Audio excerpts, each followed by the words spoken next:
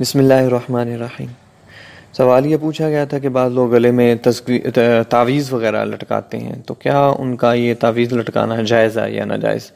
تو اس بارے میں ذکر کرتا چلوں کہ جبکہ وہ تعویذ وغیرہ جو ہیں گلے میں لٹکانا یہ جائز ہے، یعنی آیت قرآنیہ ہوں یا اسماء الہیہ ہوں، اللہ تعالیٰ کے نام ہوں، یا پھر ادعیہ ہوں، دعائیں وغیرہ ہوں، تو ان کا تعویذ وغیرہ کیا تو ان کو گلے میں لٹکایا یہ جائز ہے۔ تو بعض احادیث میں بعض لوگ جو ہیں وہ اعتراض کرتے ہیں کہ احادیث میں تعویذات کی ممانعت ہے، تو اس کا جواب ذکر کرتا چلوں کہ بعض حدیثوں میں جو ممانعت آئی ہے اس سے مراد وہ تعویذات ہیں جو ناجائز الفاظ پر مشتمل ہوتے ہیں یا ناجائز الفاظ پر مشتمل ہوں، تو جو زمانہ جاہلیت میں کیے جاتے تھے۔ تو اسی طرح تعویذات اور آیات و احادیث اور ادعیہ یعنی دعاؤں کو رکابی صورت میں لکھ کر مریض کو بنیت شفا پلانا یہ جائز ہے۔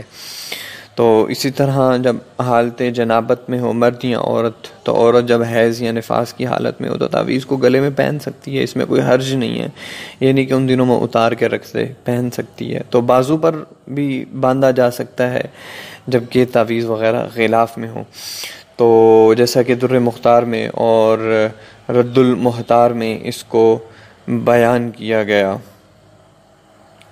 کتاب الحظر والاباحہ فضل فی اللبس میں، واللہ اعلم بالصواب۔